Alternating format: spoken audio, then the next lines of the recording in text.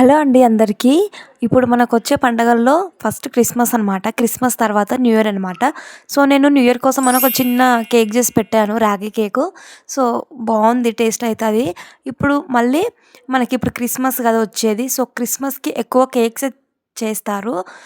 మనకి క్రిస్మస్ కోసం plum cake with biscuits అండి. సో, అన్నిటిని మిక్స్ చేసి ఆ కేక్ అయితే ప్రిపేర్ చేస్తున్నాను. సో, ఫస్ట్ ఏంటంటే ప్లమ్ కేక్ అనమాట. సో, అవి బిస్కెట్స్‌తోనే చేస్తున్నాను. సో, ఫస్ట్ మేరీగోల్డ్ బిస్కెట్స్‌ని తీసుకొని ముక్కలు ముక్కలు చేసుకొని మిక్సీ గిన్నెలో వేసుకొని అందులోనే కొంచెం చక్కెర వేసుకొని ఒక 2, 3 ఇలాచీలు టేస్ట్ కోసం, ఫ్లేవర్ కోసం అందులో వేసేసుకొని పౌడర్ చేసేసుకోవాలి మొత్తాన్ని. సో, ఇలా పౌడర్ చేసుకొని ఇది పౌడర్ అయితే కరెక్ట్ స్మూత్గా అవ్వాలి.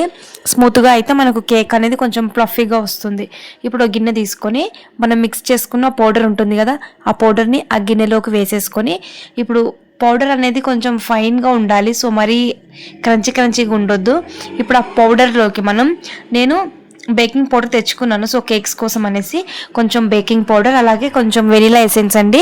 సో, టేస్ట్ కోసం వెనిలా ఎసెన్స్, కొంచెం బేకింగ్ సోడా, ఈ మూడింటిని వేసేసి కలుపుకోవాలి. 3 కలిసేలా మొత్తం పిండిని. ఇప్పుడు మనం ఇందులోకి పాలను కొంచెం యాడ్ చేసుకుంటూ ఈ కేక్ మిశ్రమం మనకి ఇలా వస్తుంది జారుడిగా, అలా వచ్చే వరకు మనం కొన్ని పాలు వేసుకుంటూ కలుపుకోవాలి. అయితే కొన్ని వేసుకోవాలి. పాలు అనేది ఇక్కడ ఎక్కువైనా మనకి మిక్చర్ అనేది మొత్తం కంప్లీట్గా వేస్ట్ అయిపోతుంది.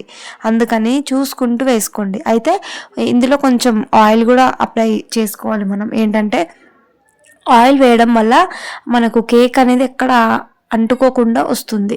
ఇప్పుడు ఆయిల్ వేసుకున్న తర్వాత కొంచెం మిల్క్ వేసుకోండి. ఇంకా కొంచెం మిల్క్ వేసుకొని క్రీమీగా చేసుకుంటే కేక్ అయితే రెడీ అయిపోతుంది. సో, ఇలా చేసుకున్న దాంట్లో ప్లమ్ కేక్ అన్నాను కదా. సో, ప్లమ్ కేక్ కోసం నేను డ్రై ఫ్రూట్స్ తీసుకున్నాను. ఇక్కడ మనకి టూటీ ఫ్రూటీస్, చెర్రీస్, కాజు, బాదం, అలాగే మనకి డ్రై ఫ్రూట్స్ అండి. సో, అవి మీ ఇష్టం ఉన్నవి వేసుకోవచ్చు డ్రై ఫ్రూట్స్. సో, అన్నిటినీ నేను మిక్స్ చేసేసి వేసాను. ఎందుకంటే మనకి ప్లమ్ కేక్ అంటే కొంచెం డ్రై ఫ్రూట్స్ ఎక్కువగా ఉంటాయి. అందుకనేసి డ్రై ఫ్రూట్స్ని అన్నిటిని వేసుకుని మళ్ళీ మనం టెక్స్చర్ అనేది రౌండ్గా సర్కిల్లా ఇలా తిప్పుకోవాలి. మొత్తం ఇలా తిప్పుకుంటే మనకి డ్రై ఫ్రూట్స్ అనేది పిండిలో కలిసిపోతాయి. సో, ఇక్కడ నేను ఏం పిండి యూజ్ చేయకుండా ఓన్లీ బిస్కెట్స్తోనే చేశాను. సో, టేస్ట్ అయితే చాలా బాగుంది. ఇప్పుడు కేక్ మౌల్ తీసుకొని దీనికి ఆయిల్ అప్లై చేసేసి కొంచెం పిండి అనేది పైనుంచి జల్లేసుకుంటే మనకు కేక్ మిశ్రమం ఇందులో వేసుకున్న తర్వాత రెడీ అయిపోయిన తర్వాత కేక్ అనేది ఎక్కడ అంటుకోకుండా వస్తుంది. ఇప్పుడు ఇందులో మన కేక్ బ్యాటర్ని మొత్తాన్ని వేసేసుకుందాం. నాకు ఈ కేక్స్ చేయడం అన్నా ఏదైనా కొంచెం ఐడియా వచ్చిందనుకోండి చేయాలనేది, ఖచ్చితంగా చేసేస్తానండి. ఏంటో మరి నా స్పెషల్ అనమాట అది.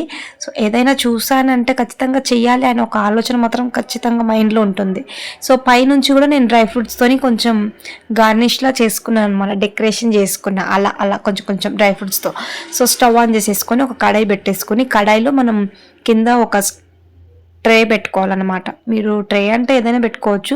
సో, నేను స్టవ్ పైన పెడతాం కదా. సో, మేము ఇవి ఎక్కువ స్టవ్కి అయితే యూజ్ చేయను. అందుకనేసి ఆ కేక్ పెట్టేసుకోవాలి. దానిపైన ట్రే పైన పెట్టేసుకొని మూత పెట్టేసుకొని ఒక 20 మినిట్స్ దీన్ని బేక్ చేసేసుకుంటే మనకు కేక్ అయితే రెడీ అయిపోతుందండి. క్రిస్మస్ కోసం బిస్కెట్స్తో ప్లమ్ కేక్ అయితే రెడీ అండి. సో, ఇది కొంచెం కూల్ అవ్వాలి.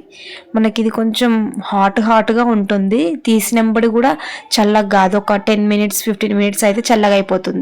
సో, ఇది చూడండి ఎంత వేడిగా ఉందో. కట్ చేసిన తర్వాత కూడా ఇంకా పొగలు అలా వస్తుంది. సో, ఇదన్నమాట కేక్ రెసిపీ. నచ్చితే తప్పకుండా లైక్ చేయండి.